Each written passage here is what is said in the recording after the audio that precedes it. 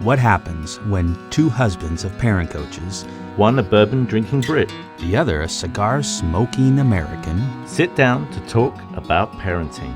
I'm David Dorian. And I'm Scott Thayer. And this is a very special episode of Raising Adults. Hi, Scott. Hey, Dave. How's it going? I'm doing well.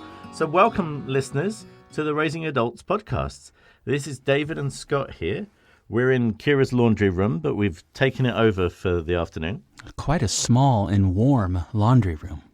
And don't worry, we haven't taken it over without the authority of our wives. They both told us we had to be here. Offered us the chance to be here in the laundry room to lead a podcast to talk about kids and dads, which is a huge subject. Yeah, we have kids and we are dads, and so this is fitting that we're here talking about kids and dads. Yeah. We might do more podcasts in future, but Kira and Deana wanted us to start out just by talking about our own experiences and get that perspective of a father into the voice of the podcast. So I guess before we start, we do need to tell you what the October attribute of the month is. So it's courage. Now, if you haven't signed up for the attribute of the month, you need to use some of that courage because you're running out of time, as Deana and Kira are only offering them for free until the end of 2019. Now, you can sign up by going to futurefocusedparenting.com. That's futurefocusedparenting.com, and hover over the shop tab, and you'll see a label called Attribute of the Month. It's an awesome newsletter that is totally free, where they focus on a different character trait you may want to think about fostering in your children or your husbands. So the October attribute is courage. Be sure to check that out. So kids and dads is just a huge topic. And I guess it comes down to, for me and for you, Scott, what sort of father we want to be and why we want to be that and how. So I guess I'll throw that to you first. What's your why today for the podcast? What is it about fatherhood that is driving you to do the things you do? Yeah, it's a great question and something I've thought about in depth. And I guess I would boil it down to my why behind my what is twofold. Number one, I want my boys to see what a husband should be like, to see and experience what a father should be like, so that I might leave a legacy behind after I go, and as they start to raise their own family and their own kids, that they can look back and go, hey, my dad did it this way and did it right, and so I want to be like that so I can move on with that legacy. And then second is I would love for my daughters to look at me and say that that's the kind of man that A, I want to marry, and that B, that I want to help me raise my children. So my why is twofold. One, I want my boys, and I want to demonstrate for my boys what a man and husband should be like. And then I want to demonstrate to my daughters what type of partner that they would want moving forward as they go through their life and raise their own kids. Yeah, that legacy's huge. I guess I actually don't know this, so I'll ask the question: Is that something you feel with your own father? Do you feel that legacy coming down? Oh, absolutely. Those who know me know the relationship that I had with my father, and he passed a few years back, and I miss him daily. But as I'm raising kids, as I'm going through my life, as I'm making decisions in business, there isn't a day that goes by where I don't think about my father and maybe how he would have handled the situation, what he would have done, what he might have done differently. So he definitely left a legacy for me to follow. That's great. And my dad is still here. He's still with us, but I still feel the same way. There's definitely that sense of living up to the example that he gave to me, which I guess makes us actually both very privileged, because not everybody has that example from a father. So we should acknowledge that it's we're in a fortunate position where we both had great fathers giving us examples, but it doesn't mean that it's just a lock at that point that we'll be great dads as well. I think I feel the need to work at it. I don't know if you feel the same way. Yeah, I definitely feel the need to work on it daily, especially as making the choice to be a stepfather. There's other elements and other difficulties that come in with that relationship. But to your point, that is right. There are some men out there who unfortunately don't have fathers like we do. But maybe that's where you and I can step up and be father figures for even kids that are fatherless. Yeah, I think that's very interesting for me in terms of my why as well, because I think it's similar. It hasn't linked as much around the specifics of legacy, but I guess what I really want is a relationship with both my kids that is real and trusting and respectful as they get older. So I guess that would eventually turn into legacy, but kind of somewhat selfishly, I'm interested in the relationships that I'm going to have too. I guess one of the ways that I've been thinking about it as I've prepared for the podcast is I don't want to be Cat Stevens, in the Cats in the Cradle song where he wakes up at the end, my boy was just like me, and it's too late. It's too late for him to do anything about that relationship because he's trained his son in the way that he's been for his son to end up being somebody dismissive. I actually really despise that song. Because that song makes me have feelings. Yes, any song that makes you have feelings is It's not a good song. He said jokingly, by the way, feelings aren't bad. No, feelings are very good, but it's a tough one. It does tug at you as a guy, and certainly as somebody who wants to be involved in your children's life, that there is this potential that Cat Stevens put down in a song that you might not be. So I really want to make sure that doesn't happen. That's really my why. I think the other piece of that is I feel that you can sense when a complementary energy is missing. And I'm saying that in that way because I want to be cautious, especially I know not all of our listeners are going to be in male-female relationships necessarily, but there is this sense that dads in a traditional sense of thought of as bringing this complementary energy to a mother. It doesn't necessarily have to be a man that's doing that, but I do think that kids really gravitate to energy that brings a difference on occasion. And I think there's actually there's research around this. The dads of great students, or the watchdogs programs that are around in schools, and we're lucky to have one in our local school, is really shown the power that when dads get involved in their children's education, how the great value that can come from that in terms of the higher engagement from students in those schools.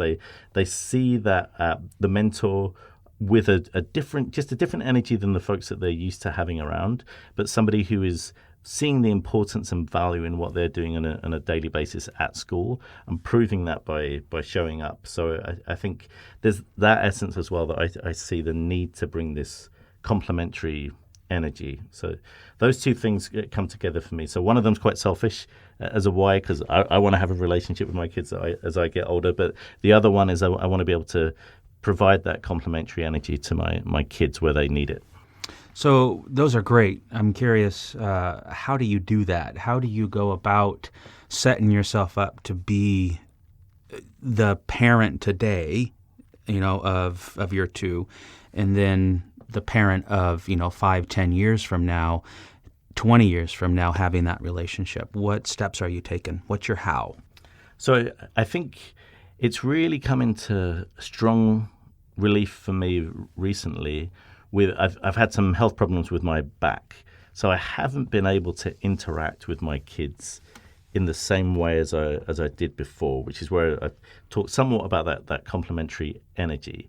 In that, I could just we played lots of games, like Daddy Giant or whatever, and then I'd pick them up and throw them around, and that was how they knew about interacting with me in that young age. I mean, I'm thinking 3, 4, 5.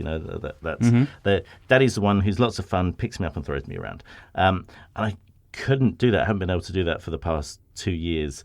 And they really miss it. Like, they will bring up the fact that, I feel like Daddy's gone sometimes because there's not this guy there who is throwing them around. And the same is true when somebody is able to do that. So we had a friend of mine came over from the UK in the summer, and they gravitated towards him in the swimming pool because he could pick them up and throw them around. And it's that sense of, it's brought that idea to me that it's not just something that is necessarily always easy. When something like that takes away your ability to have that easy, simple connection, which throwing kids around kind of is. It's nice. It's a good thing. I'm not putting down throwing your kids around, but it meant that there are other ways that I had to think about engaging with my children. And so a couple of different ways that I think about it is trying to be involved. I think showing up is really primarily the most important thing, and that can mean different things for different people. Again, I'm really lucky. I have a job that gives me some flexibility, so I can turn up to events at school, even during the workday, but oftentimes as well of an evening immediately after. So I can be involved, and they can see me being involved at those moments.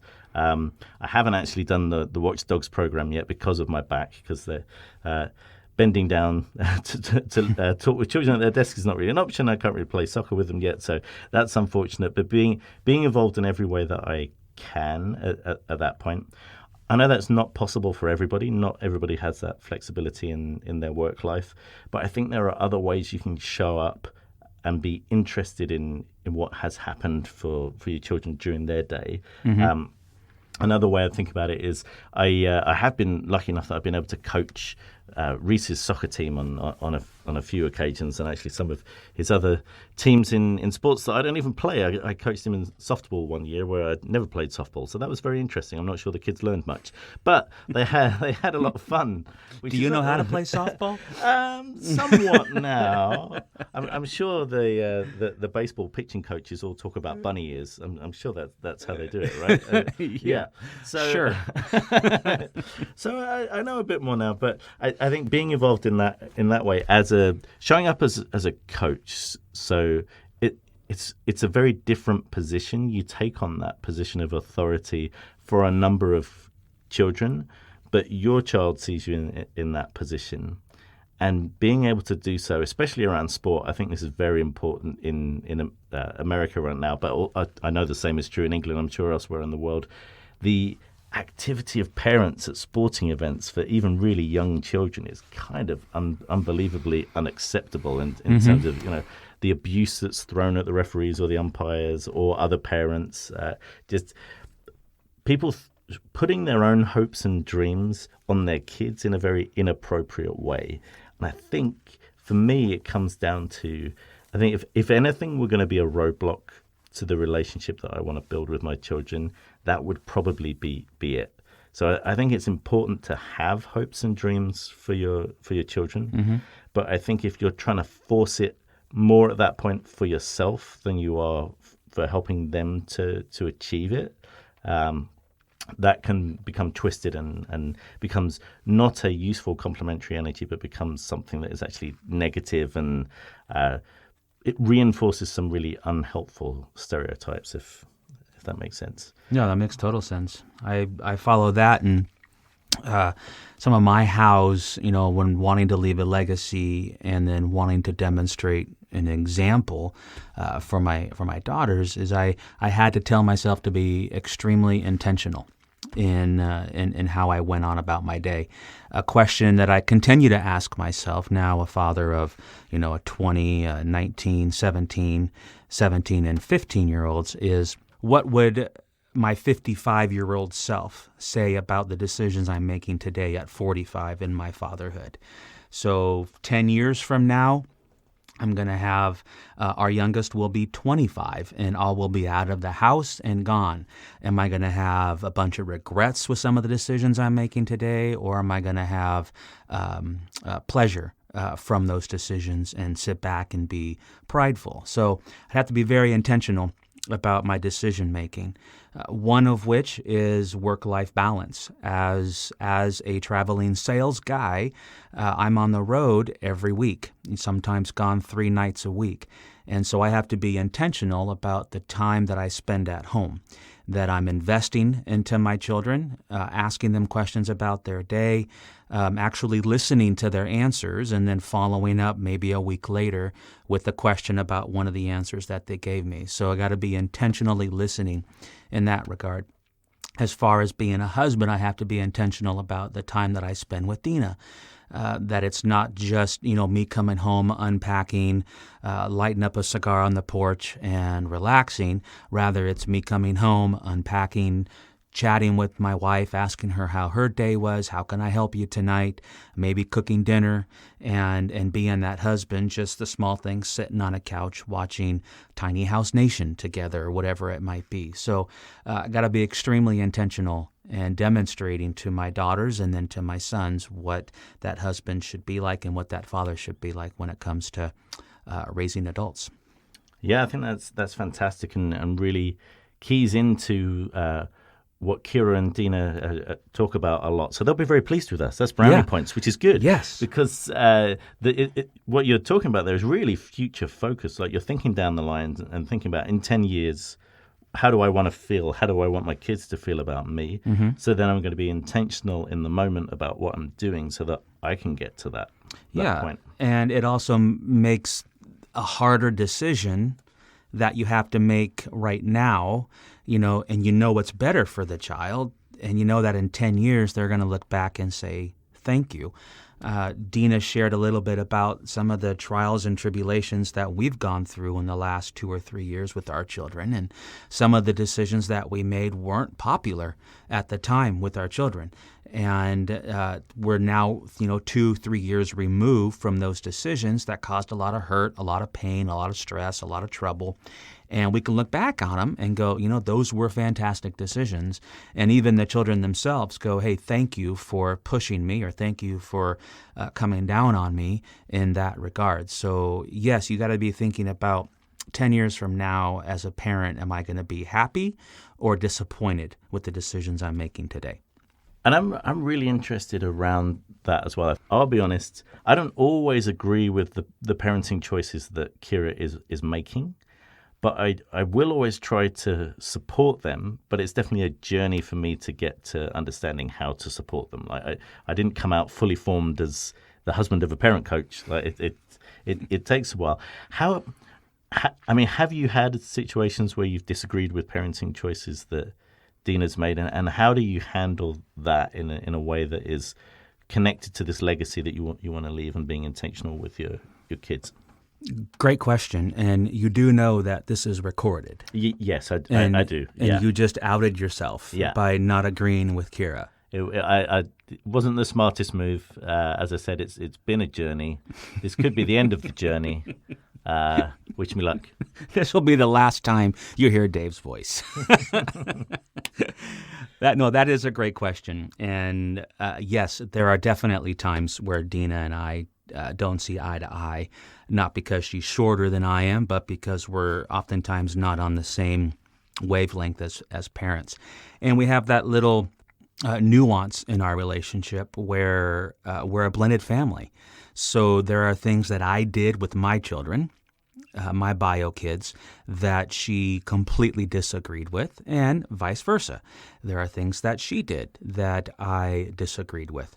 So from a blended family perspective, what we decided to do very early on was make some of the parenting decisions down biological lines.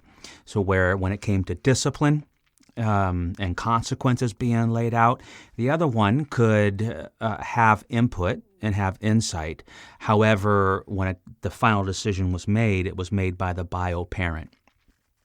So the only time that it was different was if there's a shared rule in the home. Say, for example, no food upstairs. That was a rule that both parents can enforce and parent on. So things that we agreed upon in our home, we were able to enforce together. But when it came time to do some discipline for our children, we disciplined down biological lines. Does that answer your question? I think it does, and a connected question, maybe a tougher question. So I'll let you decide how you want to answer it, or if you do. Does legacy change, or your intentions for legacy change between your biological children and your stepchildren? I think in a perfect world, no. I think in a perfect world, and a perfect stepdad would want to be equal across the board, and have the same desire for their stepchildren that they do their bio children. Candidly, it's at times difficult to want to do everything for your stepkids that you've done for your bio kids, or wanting to do more for your stepkids than your bio kids. I know that there were times as a stepfather I would feel guilty for pouring into Mark and Sienna because that means I wasn't pouring into Zach, Blake, or Shay. However, Zach, Blake, and Shay weren't with me at that moment, right? They were with their mom. It's their mom's weekend or whatever it might be. And now I'm pouring into Mark and Sienna. So there's that little sense of guilt. But at the end of the day, in a perfect world, yes, my desire is that Sienna would look at me the same way that Shaylin does and say, that's the kind of husband, that's the kind of father that I want for my children, the husband I want for myself. And for Mark and for Zach and Blake, I would love for them to look at me the same way and say, that's the kind of man I want to be, and that's the kind of husband I need to be, and that's the kind of father I need to be. That's fantastic. What a great gift to give to your stepchildren, I think, because there's definitely a sense in culture that's not always the case. Mm-hmm. So I think it's fantastic that you can model that and give that to them. I mean, it's similar with any kids, right? Even with two biological kids, I relate to my children in different ways. And I will have obviously different goals for them, not because of gender biases or anything, but just because I know that they want different things. So it's going to morph and it's going to change. Some of those are going to be naturally more resonant with the things that I gravitate towards, and others won't. So it's always, I think it comes back to that intentionality that you're talking about. I think you have to realize where you're naturally gravitating towards something versus where you have to put in a bit more effort. But the child needs that effort from you. Like that, they're going to notice if you're pulling back and not giving of yourself, because they'll naturally know already that you don't naturally resonate with it, but they want to see you engage. I think that's a key thing with a child. Even if they give off an impression, I mean, I'm not there yet, but I imagine teenagers often give the sense that they really don't want you engaging with them or knowing anything about them at all. But I have the sense that actually really deep down they do. Yeah, yes, that is definitely true. And there are times in our family where I intentionally tell a stupid, corny joke, a typical, dad joke like, what did the mama vacuum say to the baby vacuum? And I can't even get the punchline out without hearing groans. For those who are wondering, they said the mama vacuum said to the baby vacuum, "You're a cute little sucker." So everyone thinks that's funny. And the kids, they groan at it as teenagers. But I know that at my funeral, they're going to talk about those corny jokes. So that's fun. I have a question for you. Do you find it, as a father of twins, do you find relating to your two difficult in the equal amount of time and equal way, or what is that like, trying to find how to relate to the two separately? I think that is tough. I think Kira's talked about that quite a bit on the podcast as well. How it's really hard as a parent of twins to do it right. Where we have boy-girl twins, there is a natural distinction. I think it would potentially be much harder if they were the same gender and interacting with them in different ways, just because of things that I've seen. Twins of the same gender tend to oftentimes be lumped together more, so we're lucky in that sense that ours naturally just aren't. However, they still have the same problem of often feeling like a single entity. So how can I help with that? And I think generally the one thing that is really key for us, and again, we're lucky because not everybody is in a dual parent family, but with us, Kira and I have different energies that we bring to the table. And I think it's really important that the children get a balance of that as much as they can because of that natural resonance. I mean, Kira will resonate with different aspects, not even just a child, but different aspects of one child. But it means that those are brought to the fore when she is with them versus I will resonate and bring different things out of the children when I'm with them. So I think it's about the combination of the parents and the time that we're able to bring and allowing for that complementary nature to come out. I think, Kira naturally more easily resonates with the kind of approach that Reese takes to things. But I think it's actually really important that instead of trying to step in with Rhiannon, because we naturally resonate more easily, actually I give chances for Kira to still lead that and have specific time with her so that they get to grow and not feel that sense that, oh, I'm just not right for this person. Because everybody can grow and blossom with different relationships. There's not just one way of engaging with folks, and I think it's really important to have that complementary sense. And I think it has to be complementary and not corrective.